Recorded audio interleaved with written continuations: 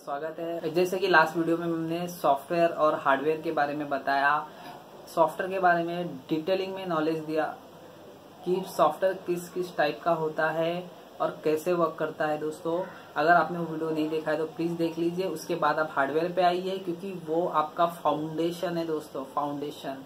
आपको वो क्लियर नहीं होगा तो ये बिल्कुल नहीं क्लियर होगा।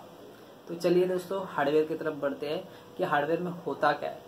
हार्डवेयर में दोस्तों सबसे पहला होता है सीपीयू और दूसरा होता है स्क्रीन।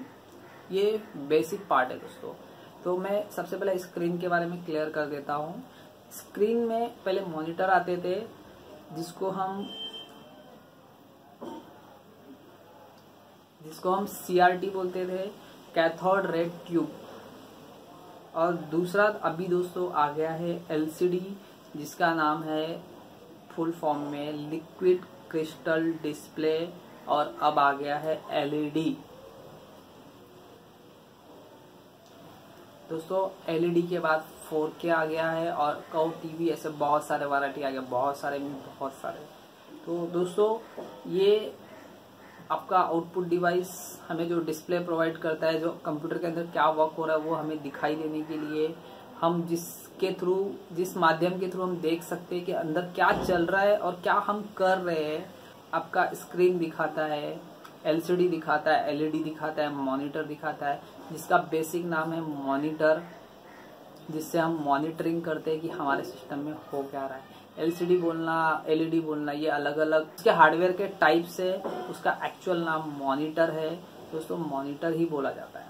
अब हम आगे बढ़ते हैं सीपीयू की तरफ।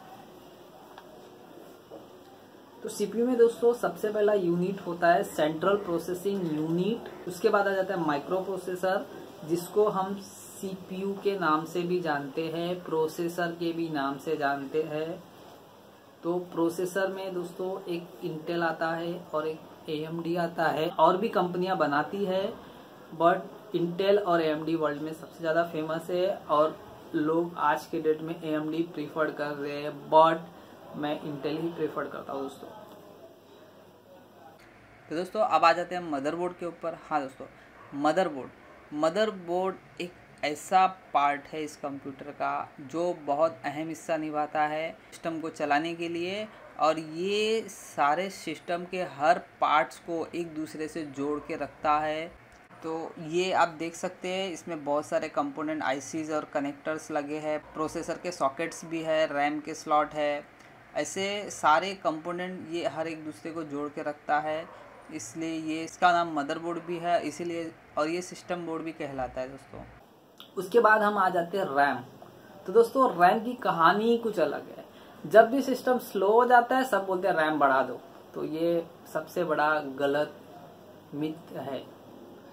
रैम बढ़ाने से आपका सिस्टम अपग्रेड नहीं हो सकता। मेरा आई बटन में आप इसका वीडियो देख सकते हैं कि सिस्टम को कैसे फास्ट किया जाए। मेरे ऊपर आई बटन में आप देखिए दोस्तों, मैंने वहां पर डाला है आई बटन में कि सिस्टम को कैसे फास्ट किया जाए।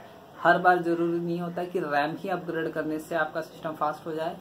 तो हम आगे बढ़ते हैं डीवीडी राइटर और सीडी राइटर के बारे में। दोस्तों सीडी राइटर और डीवीडी राइटर का जमाना चले गया, बट फिर भी आज लोग यूज कर रहे हैं। अगर कुछ सॉफ्टवेयर वगैरह लोड करना हो, कुछ गवर्नमेंट प्रोसेस होता है, कुछ ऑडियो सीडी होती है, कुछ गवर्नमेंट के सॉफ्टवेयर होते हैं जो ऑनलाइन नहीं भेजा जा सकता है, कुछ लाइसेंस बेस्ड सॉफ्टवेयर होते हैं जो ऑनलाइन नहीं डालना है, वो हम आज के डेट में भी सीडी के माध्यम से हम भेज रहे हैं।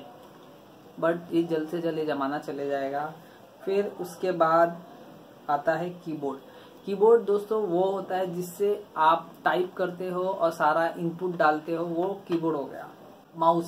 माउस से आप मूवमेंट करते हो, डिस्प्ले के ऊपर जो भी कंप्यूटर के अंदर मूवमेंट चल रहा है, आप कहीं भी एक्सेस करना चाहते हो, माउस की तरफ थ्रू इजीली एक्सेस कर सकते हो। इसलिए माउस का जन्म हुआ है कि कोई भी चीज को जल्दी से जल्दी ओपन कर सके दूसरे हाथ से, इसलिए माउस बहुत यूजफुल है।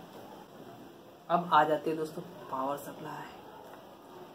बिना पावर का तो कंप्यूटर का पूरा पावर ही डाउन हो जाता है दोस्तों, इसके बिना तो कुछ काम नहीं होता है। हाँ दोस्तों, power supply means SMPS, switch mode power supply. इसका फुल फॉर्म नेम है switch mode power supply. Speaker. Entertainment की दुनिया में स्पीकर सबसे ज़्यादा इम्पोर्टेंट है दोस्तों। स्पीकर के बिना तो मज़ा ही नहीं है। आप जब भी कंप्यूटर पे काम करोगे, सॉन्ग्स लगाओगे और स्पीकर के बिना आप वो सॉन्ग्स के मज़े बिल्कुल नहीं ले सकते। तो दोस्तों स्पीकर भी बहुत इम्पोर्टेंट है। अब आ जाते हैं प्रिंटर पे। प्रिंटर डेली लाइफ में प्रिंटर बहुत यूज़फुल होता है, ज़्यादातर ऑफिस यूज़ में और एजुकेशनली जिसके घर में बच्चे हो और वो उनके प्रोजेक्ट्स वगैरह के लिए आजकल प्रिंटर के थ्रू ही प्रिंट करके लेते हैं और काफ़ी सारे टाइम पे जेरॉक्स का भी यूज़ करते हैं दोस्तों। अब आ जाते हैं हार्ड ड्राइव के ऊपर। हार्ड ड्राइव, इसके बिना तो कुछ पॉसिबल ही नहीं है दोस्तों। आप सारा सिस्टम इसी के अंदर तो लोड करते हो। अगर ये नहीं रहा तो आप ऑपरेटिंग सिस्टम कहाँ डालोगे, आपका सिस्टम सॉफ्टवेयर कहाँ डालोगे, आपका एप्लीकेशन सॉफ्टवेयर कहाँ डालोगे, और मेन चीज तो आपका डेटा कहाँ स्टोर करोगे। इसके बिना कोई कंप्यूटर काम ही नहीं करेगा। स्कैनर, स्कैनर दोस्तों बहुत कम यूज होता है आज के डेट में।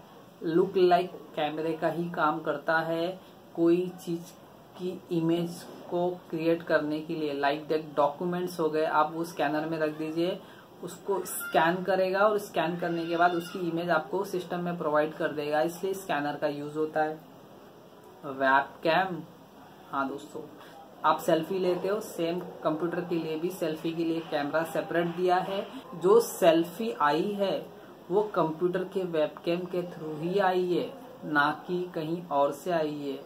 कंप्यूटर में वेबकैम आया, लोग स्काइप वीडियो कॉलिंग करने लगे, लोगों को समझ आने लगा कि मोबाइल में अगर ये सिस्टम आ गया तो कंप्यूटर की जरूरत ही नहीं है, कंप्यूटर का बहुत सारा टाइम फ्री हो जाएगा। इसलिए सेल्फी का जन्म हुआ दोस्तों। सबसे इम्पोर्टेंट चीज सीपीयू में होता है, पहला प्रोसेसर, दूसरा मदरबोर्ड यानी सिस्टम बोर्ड, तीसरा रैम, चौथा हार्ड ड्राइव जिसमें आपका पूरा ऑपरेटिंग सिस्टम लोड होता है, पांचवा आपका कीबोर्ड, छठा माउस, सातवां जिसके बिना सिस्टम ऑन नहीं होगा उसका नाम है पावर सप्लाई। ये 7 चीजें बहुत इंपॉर्टेंट है दोस्तों, इसके बिना आपका सिस्टम चालू नहीं होगा।